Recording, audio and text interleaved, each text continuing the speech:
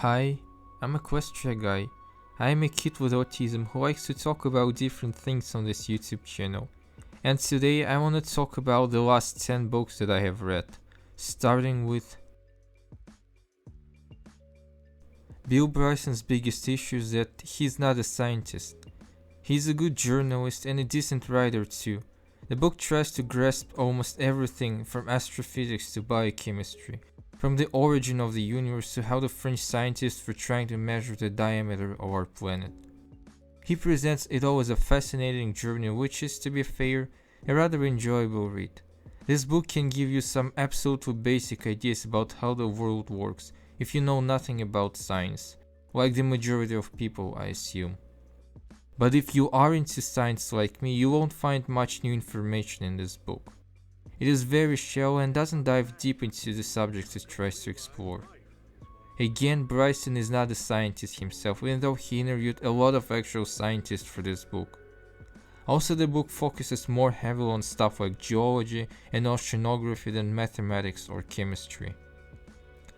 But still, if you don't know a thing about science, this book can be a not so bad first guide after which you can dive deeper into things that spark your genuine interest. But be aware that the book is relatively old. It was first published in 2003, so many things are outdated. This book is a collection of 4 different novellas written by Stephen King. 2 of them are very well known, Rita Hayworth and Shawshank Redemption and The Body. They are mostly known because of good movie adaptations.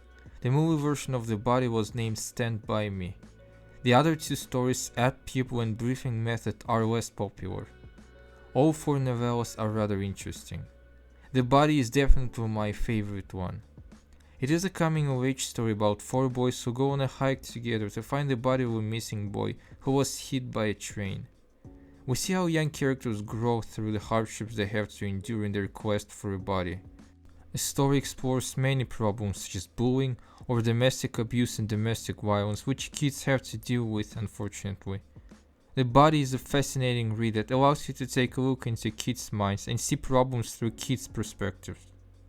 When you are a kid, everything seems much bigger. Even crossing the railway seems like a big deal.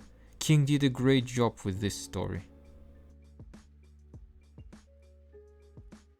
I am not a fan of young adult novels, many of them seriously lack quality. But The Fault in Our Stars I definitely enjoyed. It is a simple and rather sentimental story of love between 2 terminally ill teenagers. Hazel, the main character, has lung cancer which poisons her life. She cannot have a normal teenage life. She can't run and can't ride a bike.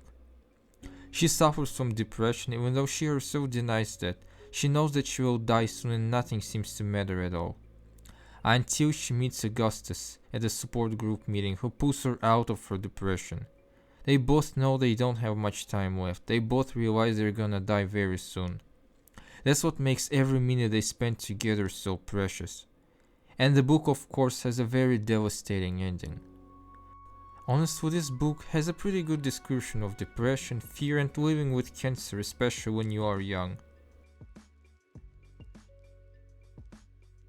This one is a collection of stories and poems by Edgar Poe.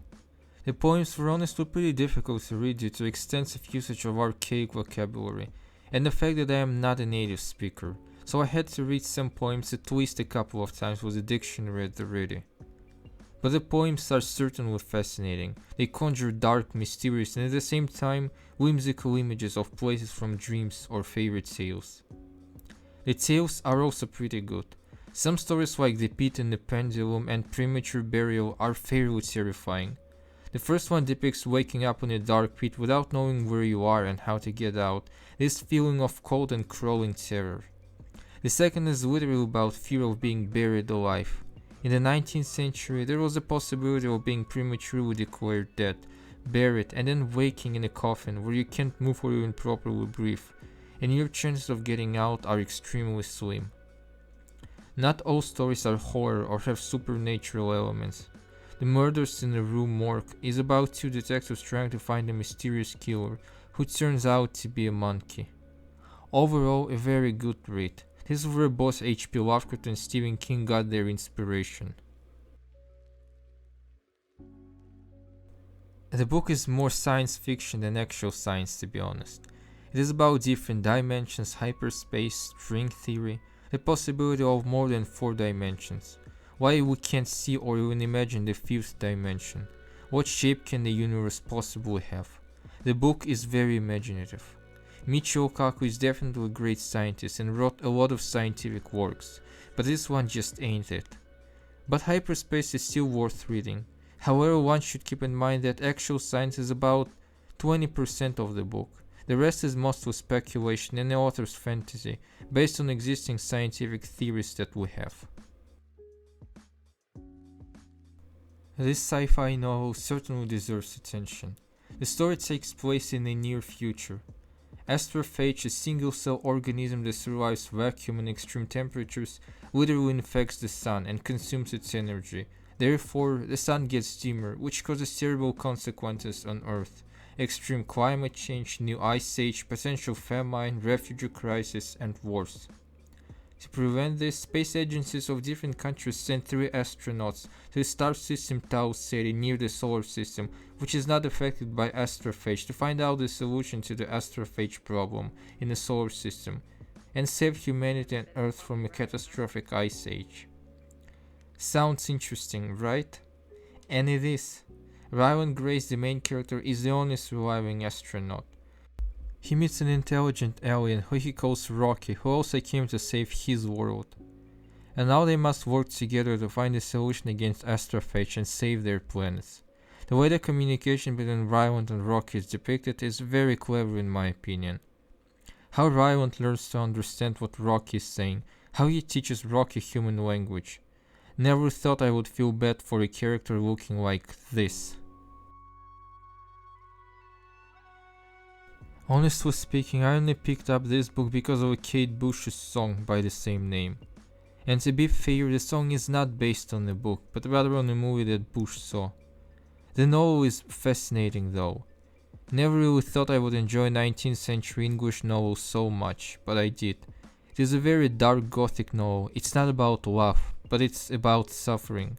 Literally every character in the story must endure through suffering and especially abuse. It feels like every character in this novel has some serious unchecked mental health problems. Add ghosts to this recipe and you'll get exactly Wuthering Heights. I personally loved this novel. That's a book by Emily's sister Charlotte Bronte. It focuses on the hardships and life of Jane Eyre, who suffers from a very young age. Her own aunt and cousins abuse her, then decide to get rid of her by sending her to school. After school she becomes a governess in a place called Thornfield Hall. Eventually she falls in love with her master Edward Rochester.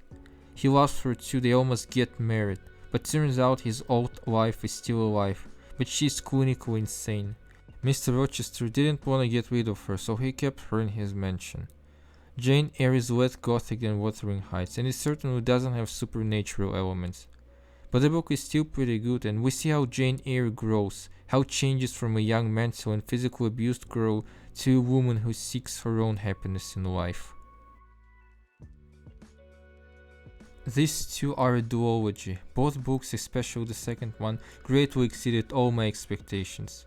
It is a young adult fantasy duology, so I didn't expect much from it and only bought Six of Crows out of curiosity. But the book captured my attention. The work with characters and story is fantastic. Six of Crows is good, but Crooked Kingdom is just fantastic in my opinion. The writing is very clever. The author uses a lot of flashbacks to tell each character's personal story. The duology pretty realistically portrays things like religious fanaticism, fascism, parental abuse, sexual slavery, and addiction. Even though it's fantasy, it's a very grounded sort of fantasy. There are no dragons or elves, the only fantasy element is magic and Grisha people who can control this magic. Otherwise, the story is very grounded, as I said. The second book takes place in one city and focuses on political intrigues within just one city. My biggest problem is the character's age. Characters are 16-17 years old, but they're all written like they're at least 25 years old. Cosbreaker, who's 17, behaves like he's a 40 years old mobster, but is a common trope for the media for the younger demographic. The characters in Avatar: The Last Airbender are from 12 to 16 years old, for example. but it didn't distract too much from the story, which was very good. These were my 10 books that I read recently. All of them I enjoyed for different reasons and would certainly recommend reading. See you again on this channel.